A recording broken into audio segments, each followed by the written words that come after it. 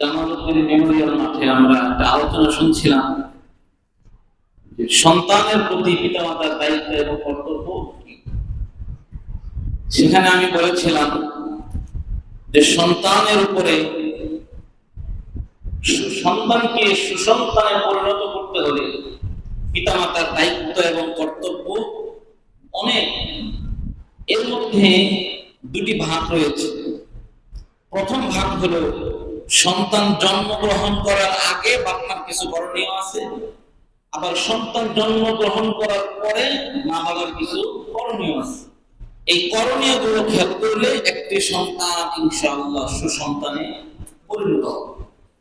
সেক্ষেত্রে সন্তান জন্মগ্রহণ করার পূর্বে যে সকল মা বাবার দায়িত্ব করণীয় সেগুলো আমরা ওখানে আলোচনা করেছি। আমি সংক্ষেপে বলে দিই। সন্তান জন্মগ্রহণ করার পূর্বে মা বাবার দায়িত্ব এবং কর্তব্যের মধ্যে প্রথম দায়িত্ব হলো মা বাবাদেরকে আগে নিজেদেরকে ভালো হবে। নিজেরা যদি ভালোভাবে চলা যায়, নিজেরা যদি সুন্দরভাবে চলা যায়, আমল আখলাককে সুন্দর করা যায়, তাহলে আশা করা যায় আল্লাহ তাআলা তাদের ঘরে নেককার সন্তান দান করবে। কারণ এটা বোঝা অনেক সহজ।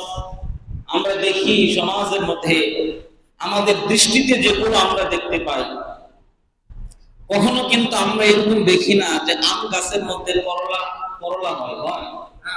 মিষ্টি আম গাছে কিন্তু করলা হয় না, আবার করলা গাছে কিন্তু মিষ্টি আম হয় না। এটা স্বাভাবিক, এটাই আল্লাহর বিধান। এজন্য মা বাবা যদি ভালো হয়, মা বাবার রক্তে মাংসে যদি ইসলামী আদর্শ মিশে থাকে, ওই রক্ত মাংস দিয়ে যে সন্তান বের হবে ওই সন্তান ইসলামী আদর্শে গড়ে উঠবে। এজন্য প্রথম কাজ হলো মা বাবাদেরকে আগে নিজেদেরকে ভালো হওয়া।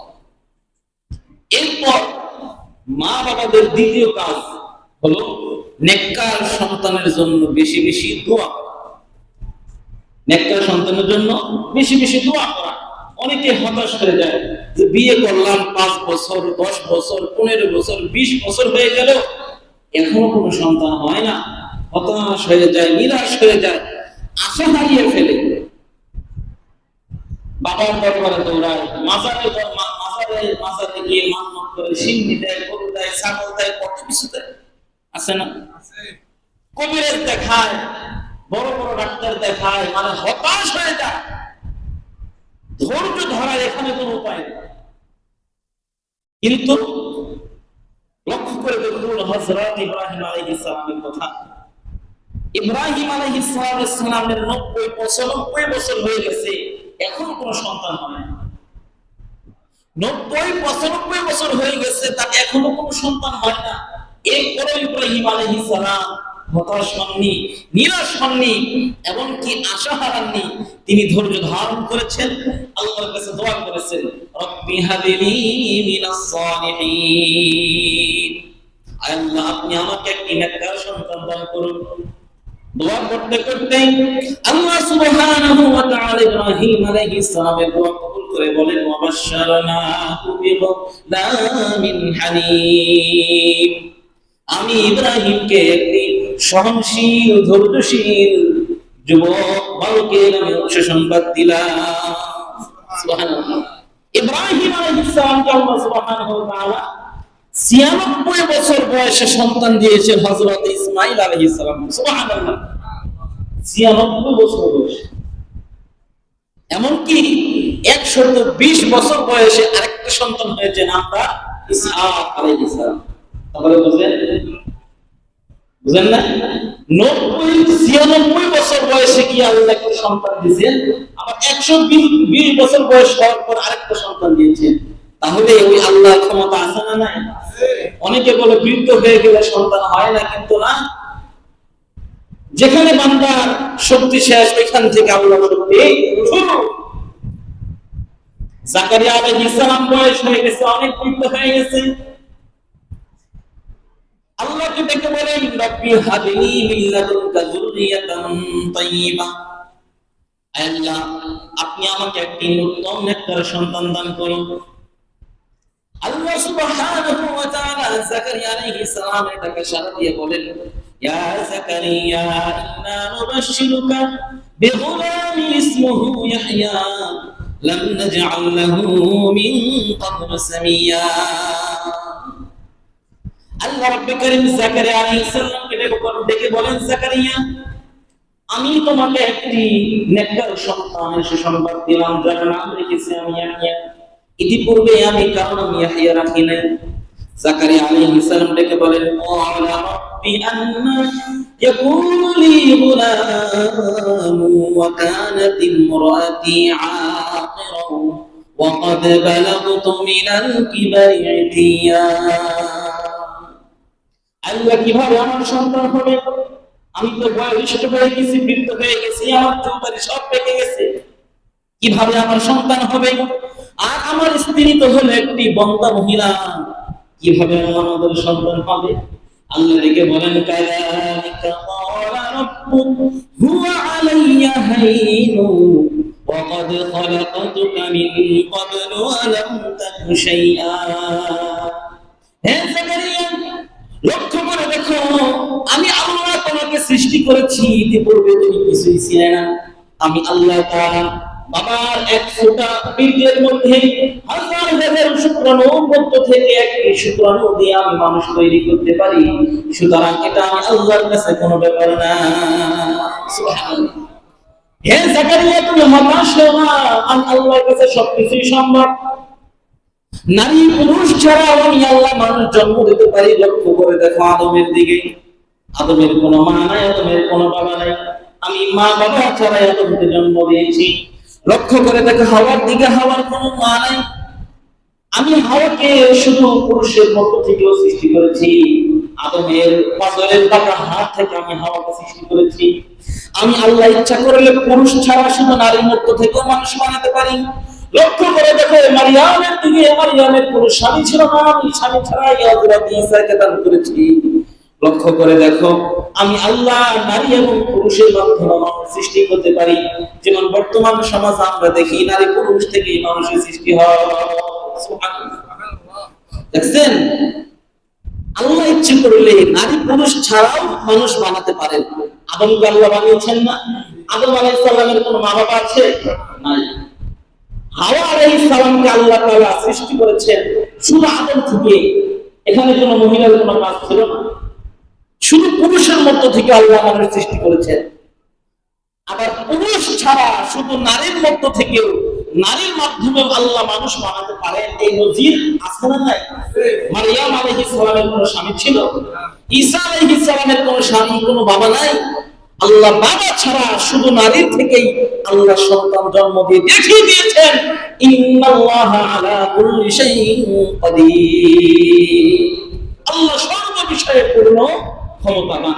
এই জন্য যেই আল্লাহ সর্ব বিষয়ে ক্ষমতাবান, ওই আল্লাহর কাছে সন্তান চাইবো নাকি মাজারে গিয়ে চাইবো? কার কাছে চাইবো? কিন্তু আমরা কি করি? মাজারে গিয়ে মান্নত করি, মাজারে গিয়ে সুন্নি দেই, মাজারে গিয়ে বড় দেয়ার বলি, বাবা আমার জন্য একটি সন্তান হয়। মুখে বলি আল্লাহ সর্বশক্তিমান, আর কাজে দেখাই যে আমার বাবাই সবকিছু পারে। আছে না নাই? বাবার দরবারে লোক যায়, আছে না নাই? একটু সমস্যা, একটু অসুস্থ, ব্যবসা বাণিজ্য খারাপ, সন্তান অসুস্থ, বিবি অসুস্থ, দৌড় দেয় মাজারে। ঘরের পাশে মসজিদ চোখে পড়ে না, 3 হাত দূরে মসজিদ ঘর থেকে 2 রাকাত নামাজ পড়ে আল্লাহর দরবারে চাইবে, এটা পারে না। কিন্তু দৌড় দেয় 100 মাইল করে মাজারে গিয়ে বাবার পায়ে সেজদা দিয়ে ওইখানে গিয়ে সন্তান চায়, ব্যবসা বাণিজ্য বরকত চাই। এইরকম মানুষ সমাজে কম না বেশি? বেশি। এজন্য ভাইরা আমার, সতর্ক হন, সতর্ক হন। আসল মালিককে ভুলে নকল মালিকের কাছে গেলে কোনো লাভ হবে না। এজন্য আল্লাহর কাছে চাইতে হবে, মাজারে গিয়ে চাইলে হবে না। এরপর সন্তান জন্মগ্রহণ করার পর মা বাবার দায়িত্ব কি? প্রথম দায়িত্ব আল্লাহ পাকের শুকরিয়া আদায় করতে হবে। অনেকে ছেলে হলে খুশি, মেয়ে হলে বেজার, আছে না নেই? স্ত্রীকে আলটিমেটাম দেয়, যদি তোর ঘরে মেয়ে হয় তবে তালাক দিবি, তবে বাপের বাড়ি পাঠিয়ে দিবে, এরকম লোক আছে না? না। স্ত্রীর কোন শক্তি আছে ছেলে সন্তান জন্ম দেওয়া? সবকিছুর মালিক কে?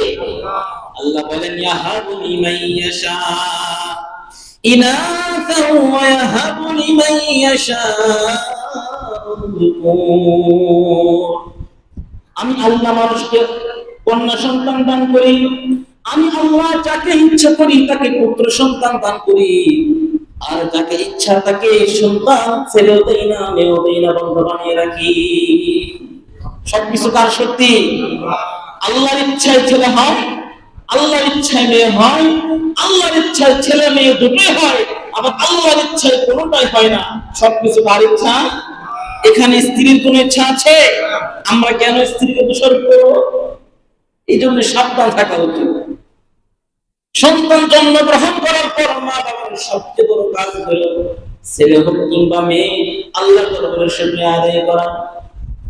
হযরত ইব্রাহিম আলাইহিস সালামের যখন সন্তান হলো, ইব্রাহিম আলাইহিস সালাম আল্লাহকে ডেকে বলেন, আলহামদুলিল্লাহিল্লাযী ওয়াহাবা লি আলাল কিবারি ইসমাঈল ওয়া ইসহাক।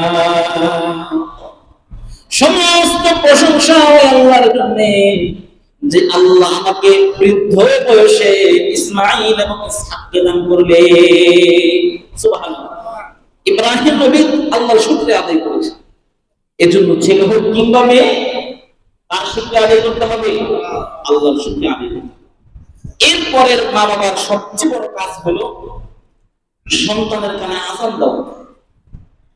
সন্তান ভূমিষ্ঠ হওয়ার পর সন্তানের কানে আযান দেওয়া। আযান কে দিবে? বাচ্চার মা থাকলে মা দিবে, বাবা থাকলে বাবা দিবে, দাদা থাকলে দাদা দিবে, ভাই থাকলে ভাই দিবে, ওইখানে যে থাকবে সেই তার কানে আওয়াজ পৌঁছে দিবে। মানুষ সহজটাকে কঠিন বানায়। ইসলাম বলেছে নবজাতক শিশুর কানে আযান একামত দাও, ডান কানে আযান দাও, বাম কানে একামত দাও। এখানে বলে নাই কে দিবে না দিবে, কিন্তু মানুষ বিধানকে কঠিন বানায়। বলে এলাকার ইমাম সাহেব দিবে, অথবা অমুক হুজুর দিবে, অমুক বুজুর্গ ব্যক্তি দিবে। না, দেরি করা যাবে না। সন্তান হয়েছে বাস সঙ্গে সঙ্গে তাকে ধুয়ে মুছে পরিষ্কার করে সন্তানের মা অথবা বাবা কিংবা ভাই কিংবা বোন, দাদা, নানা যেই কাছে থাকবে সেই সন্তানের ডান কানে আযান দিবে, বাম কানে ইকামত। কেন দিবে? হুজুর এটা আমার কেমন নিয়ম যে সন্তান হওয়ার পর ডান কানে আযান, বাম কানে ইকামত? ওই ছেলেকে আযান ইকামত করতে ওকে আযান ইকামত দিয়ে লাভ। কিন্তু না, ইসলামের প্রতিটি বিধান আপনি বুঝেন কিংবা না বুঝেন, এটা আল্লাহর পক্ষ থেকে যেহেতু এসেছে, এটা বান্দার জন্য করণীয় এবং কল্যাণকর। আল্লাহ সুবহানাহু ওয়া তাআলা বলেন, সন্তান যখন জন্মগ্রহণ করে তোমরা সঙ্গে সঙ্গে তার ডান কানে আযান দিয়ে বাম কানে ইকামত দিয়ে তাকে জানিয়ে দাও আল্লাহু আকবার, আল্লাহু আকবার, আল্লাহ সবচেয়ে বড়, আল্লাহ সবচেয়ে বড়। আশহাদু আল্লা ইলাহা ইল্লাল্লাহ, আমি সাক্ষ্য দিচ্ছি আল্লাহ ছাড়া কোনো ইলাহ নেই। ওয়া আশহাদু আন্না মুহাম্মাদার রাসূলুল্লাহ, আমি এও সাক্ষ্য দিচ্ছি মুহাম্মদ আল্লাহ তাআলার রাসূল। এই সাক্ষ্য যখন তুমি নবজাতকের কানে ঢুকিয়ে দিবে, যে কান দিয়ে ছোটবেলায় ইলাহ তাওহীদের বাণী ঢুকবে, যে কান দিয়ে ঢুকবে আল্লাহ এক, ওই বান্দা জিন্দেগিতে মাজারে গিয়ে দৌড়াবে না। কারণ জন্মের সঙ্গে সঙ্গে তার কানের মধ্যে আওয়াজ গেছে পৃথিবীর মধ্যে রব মাত্র কে? একজন। আসমান জমিনের মালিক কে? আল্লাহ। আল্লাহ ছাড়া কোনো ইলাহ নাই। এই সংবাদ যখন নবজাতকের কানের মধ্যে ঢুকবে, ওই ছেলে মৃত্যু পর্যন্ত তাওহীদের উপরে অটল থাকবে। তার কানে যখন ঢুকবে আশহাদু আন্না মুহাম্মাদার রাসূলুল্লাহ সাল্লাল্লাহু আলাইহি ওয়াসাল্লাম, আল্লাহর নবী মুহাম্মদ আল্লাহর রাসূল, এই সংবাদ যখন তার কানের মধ্যে ঢুকবে, তার দ্বারা জিন্দেগিতে রাসূলুল্লাহর সুন্নতের ব্যতিক্রম ঘটা এবং রাসূলুল্লাহকে অপমান করা, রাসূলুল্লাহর শানে বেয়াদবি করা তার দ্বারা জিন্দেগিতে সম্ভব হবে না। এইজন্য আযান দিতে হবে সন্তানের কানে। মুফাসসিরিনে কারাম বলেন, নবজাতক শিশুর কানে আযান দিয়ে আল্লাহ তাআলা একটি বান্দাকে একটি এলান দেন।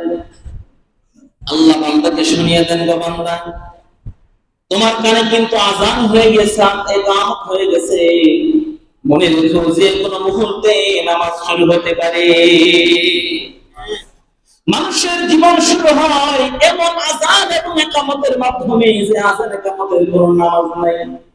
আবার মানুষের জীবনের শেষ এমন একটি নামাজ পড়া হয় যে নামাজে কোনো আযান ইকামত নাই। আছে কিনা বলেন? জানাজার নামাজের আযান ইকামত আছে? আছে। আমাদের এলাকায় দেওয়া হয়? কোথাও দেওয়া হয়? জানাজার নামাজের কোনো আযান ইকামত নাই। আবার সন্তান জন্মগ্রহণ করার পর তার কানের মধ্যে যে আযান ইকামত দেয় এর কোনো নামাজ আছে? নাই। আল্লাহ বুঝিয়ে দিলেন, বান্দা দুনিয়াতে আসার সঙ্গে সঙ্গেই কিন্তু তোমার ওই জানাজার নামাজের আযান ইকামত হয়ে গেছে। যেই কোনো মুহূর্তে তোমার নামাজ শুরু হতে পারে। সুতরাং আমি আল্লাহর খেলাফ কোনো কাজ করব না। এজন্য সন্তান জন্মগ্রহণ করার পর তার কানে আযান এবং ইকামত দেওয়ার এটাই হলো হিকমত, যে মানুষকে বুঝিয়ে দেওয়া তোমার জানাজার নামাজের আযান এবং ইকামত হয়ে গেছে, যেই কোনো মুহূর্তে নামাজ শুরু হতে পারে। সুতরাং আমি আল্লাহর নাফরমান করব না। নিজের জীবনটাকে আল্লাহর বিধানের উপরে অটল রাখো। এরপর 2 নাম্বার কাজ, সন্তান জন্মগ্রহণ করার পর মা বাবার দ্বিতীয় কাজ হচ্ছে সন্তানের আকিকা করানো, সন্তানের আকিকা দেওয়া, 7ম দিনে আকিকা দেওয়া। আল্লাহ সুবহানাহু ওয়া তাআলা তার হাবিবকে জানিয়ে দিলেন, রাসূলুল্লাহ সাল্লাল্লাহু আলাইহি ওয়াসাল্লাম বলেন, কুল্লু গুলামিন মুরতাহানুন বিআকিকাতিহি। আল্লাহর হাবিব বলেন, প্রতিটি শিশু তার আকিকার বিনিময়ে আল্লাহর কাছে আল্লাহ তাআলার কাছে বন্ধক স্বরূপ থাকে। ফাতুযবাহু ইয়াউমাস সাবি', সুতরাং ফাতুযবাহু আনহু ইয়াউমাস সাবি', তোমরা এই সন্তানের পক্ষ থেকে 7ম দিনে তোমরা আকিকা করে দাও। আল্লাহর কাছে হাদিসের মধ্যে কি হয়েছে একটু লক্ষ্য করে শুনেন। কি বলা হলো? আল্লাহর হাবিব বলেছেন, তোমাদের সন্তান আল্লাহর কাছে বন্ধক স্বরূপ। আমরা কেউ যখন কারো কাছে কোনো জিনিস বন্ধক রাখি কোনো কিছু নেওয়ার কারণে, এরপর তার কাছ থেকে বন্ধককৃত জমি বা মাল সাবানা ছুটিয়ে আনার জন্য তার প্রাপ্যটা তার কাছে বুঝিয়ে দিতে হয় না? তার প্রাপ্য তার কাছে বুঝিয়ে দিলে আমার বন্ধককৃত জিনিসটা আমাকে ফেরত দিয়ে দিবে। তো হাদিসে বলা হয়েছে তোমাদের সন্তান আল্লাহর কাছে বন্ধক আছে, অর্থাৎ তোমাদের সন্তানের বালা মুসিবত থেকে মুক্তি, রোগ থেকে মুক্তি, এবং তোমাদের সন্তানের নেক হায়াত এবং সারা জীবনে তার শয়তান থেকে মুক্ত করে দেওয়া, বিভিন্ন বালা মুসিবত থেকে হেফাজত করা, এই সকল বিষয় আল্লাহর কাছে বন্ধক স্বরূপ আছে। সুতরাং তোমরা সন্তানের জন্য আকিকা দিয়ে আল্লাহর কাছ থেকে বন্ধকটা ছুটিয়া, অর্থাৎ কোন বান্দা যখন আকিকা দিবে তার সন্তানের জন্য, আল্লাহ সুবহানাহু ওয়া তাআলা তার সন্তানকে সমস্ত বালা মুসিবত থেকে হেফাজত করবেন। সুবহানাল্লাহ। এজন্য আকিকা করা জরুরি কিনা বলেন? আকিকা করতে হবে। এখন কিছু কথা শুনেন।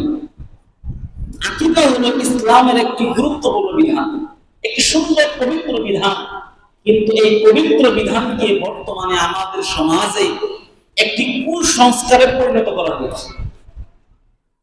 আকিকা হলো একটি কুসংস্কার আজকে বর্তমান সমাজে। ইসলামের মূল নিয়ম হলো আকিকা তোমরা সন্তানের জন্য দিবে, ছাগল দিবে, ছেলের জন্য একটা, ছেলের জন্য 2টা, মেয়ের জন্য একটা, এটা দিবে। দেওয়ার পর কুরবানির গোশতের মতন এই গোশতটাকে তোমরা 3টা ভাগ করবে। এক ভাগ নিকটস্থ আত্মীয়দেরকে দিবে, আরেকটা ভাগ দিবে তোমার আশপাশের যে গরিব মানুষ যারা আছে এদেরকে দিবে, আর আরেকটা ভাগ চাইলে তুমি নিজে খাবে, কোনো সমস্যা। কিন্তু আমরা কি করি? এই আকিকাকে কেন্দ্র করে লক্ষ লক্ষ টাকা খরচ করে কাজ ছাপিয়ে বড় লোকদেরকে দাওয়াত দিয়ে বিশাল আয়োজন করে ডেক সেট বাজিয়ে কঠিন অবস্থা হয় কিনা বলেন? এই আপনার আকিকার গোষ্ঠীর মধ্যে গরিবদের হক যে একটা আছে এটা সে ভুলে যায়। সে যেখানে একটা ছাগল দিলে হয়তো ওইখানে বিশাল গরু এনে ছাগল এনে সব মানুষকে এসে দাওয়াত দিয়ে খাওয়ায় এলাকার গরিব মানুষের হক নষ্ট করে। এমনকি দু একটা গরিব ব্যক্তি যদি দাওয়াত দেয়, এরা চোখে লজ্জায় আসে না, কারণ ওই যে চাঁদাবাজি করবে। আকিকা অনুষ্ঠানে, বিবাহের অনুষ্ঠানে আজকে আমাদের সমাজের চাঁদাবাজি হয় কিনা বলেন? আপনাকে দাওয়াত দেওয়া হয়, দাওয়াত দিয়ে আপনার দরজার সামনে গিয়ে টেবিল নিয়ে বসে চাঁদাবাজি করে। এই সমস্ত কুসংস্কার আমাদের সমাজে আছে না নাই?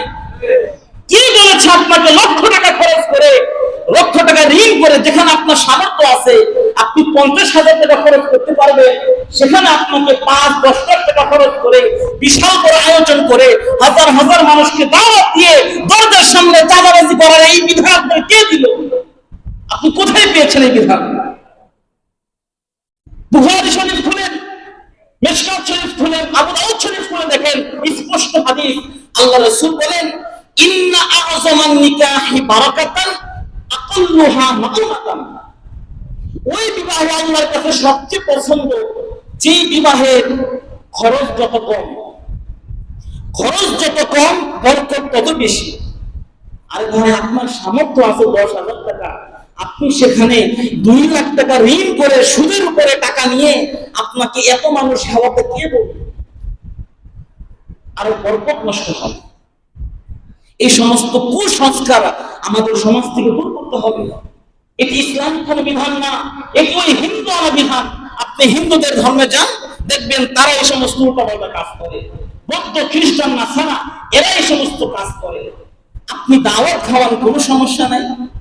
আপনার যদি সামর্থ্য থাকে আপনি 10 লক্ষ টাকা খরচ করে মানুষদেরকে মন ভরে খাইয়ে দেন, কোনো সমস্যা নাই। কিন্তু আপনি ঋণের উপরে টাকা নিয়ে, সুদের উপরে টাকা নিয়ে এত টাকা খরচ করে, কি বলেছে এত আয়োজন? আবার গেটের মধ্যে টাকা উঠানো, এটা কেমন? বলেন যে হুজুর এটা সমাজের একটা রসুম হয়ে গেছে, মানুষ বসায়। সবাই বসাবে, আপনি বসাবে? এটা তো ইসলামের বিধান না। সবাই যদি উল্টা পাল্টা করে, আমিও কেন উল্টা পাল্টা করবো? ইসলামের আসল বিধান কোনটা এটা তো আমাদের জানতে হবে। হ্যাঁ, কেউ যদি আপনাকে ইচ্ছা করে আপনার পকেটে এসে দিয়ে যায়, আপনি টেবিল বসান নাই, সে আপনার হাতে এসে ভাই অনেক টাকা খরচ করছেন, রাখেন কিছু টাকা, এটা ভাই থেকে হাতিয়ে দিলাম, বা জামাইয়ের পকেটে দিয়ে দিল, এটা ভিন্ন বিষয়। কিন্তু টেবিল বসানো, এটা যদি আমরা মনে করি স্বাভাবিক হয়ে গেছে, কিন্তু এটা ইসলামিক কোনো বিধান না। মুসলমানের ক্ষেত্রে ঠিক তেমনি কথা। মুসলমানের সময় সুন্নতে খাতনা করিয়ে এত বিশাল বড় আয়োজন করা নবী রাসূলরাও করে নাই, সাহাবায়ে কেরাম করে নাই, তাবিঈ, তাবিঈ, সালফে সালেহিন, আইম্মায়ে কেরাম, কোন মানুষ এই মুসলমানের পরে দাওয়াত খাওয়া এটা বের করে নাই। মুসলমানের পরে বিশাল আয়োজন করে দাওয়াত খাওয়া এটা বের করেছে আমাদের সমাজের কিছু ধনী আছে না, ধনী মানুষ। দেখবেন ধনী মানুষ কিন্তু কি বলবো, এদের অন্যের বাড়িতে খাওয়ার জন্য এদের পেট পোড়ায়। এমন কিছু লোক আছেন না? 10,000 টাকার চাকরি করে একটা ছেলে হয়েছে, এই ছেলেকে মুসলমানি করাবে। কিরে ছেলের মুসলমানি করাইলা, দাওয়াত দিবি না? কবে দাওয়াত দিবা? ছেলের মুসলমানি কবে করাইবা? কতজন মানুষকে দাওয়াত দিবা? এরকম আছে না নাই? ওই 10,000 টাকা বেতন পাই লোকটা, নিজের ঘর চলে না, ওই লোকটাকে সারাদিন পুষ্টাতে থাকে, সারাদিন খুঁচায়। এরকম লোক আছে না নাই? না ভাই, ইসলামকে সহজ করুন, ইসলামকে সহজ করুন। আপনি ধনী মানুষ, আপনার জন্য সহজ হবে, কিন্তু যে ব্যক্তিটা দরিদ্র তার জন্য কঠিন হয়ে যাবে। এই জন্য ইসলামকে মধ্যম পর্যায়ে রাখেন। আকীদা করবেন, আপনার সামর্থ্য অনুযায়ী খরচ করে আত্মীয়দের মাঝে বিলিয়ে দেন।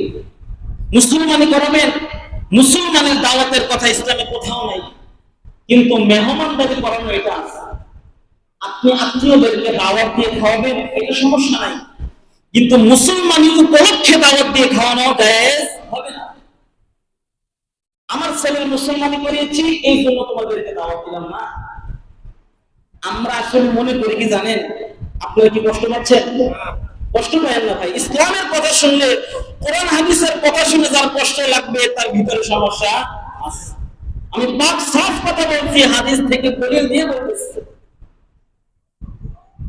সমাজের মধ্যে একটি ভুল রেওয়াজ চালু হয়ে গেলে এর বিপরীতে কিছু বলা যাবে না, তা 100 বছর ধরে এই সমাজের মধ্যে একটি ভুল প্রথা চালু হয়ে গেল, এই কারণে এটার বিপক্ষে বলা যাবে না, এরকম নয়। কোরআন সুন্নাহর বাণী সর্বোচ্চ পৌঁছে দিতে হবে। দেখেন, আত্মীয় স্বজনকে আপনি দাওয়াত দিয়ে খাওয়াবেন, এতে কোনো সমস্যা নেই, কিন্তু মুসলমানকে উপলক্ষ করে দাওয়াত দিয়ে খাওয়ানো এটা ঠিক নয়। আপনি অন্য সময় খাওয়ান, এমনিতে খাওয়ান, কোনো সমস্যা নাই, এটা আমার সওয়াবের কাজ, কিন্তু মুসলমানি উপলক্ষে খাওয়ানো এটা জায়েজ নয়।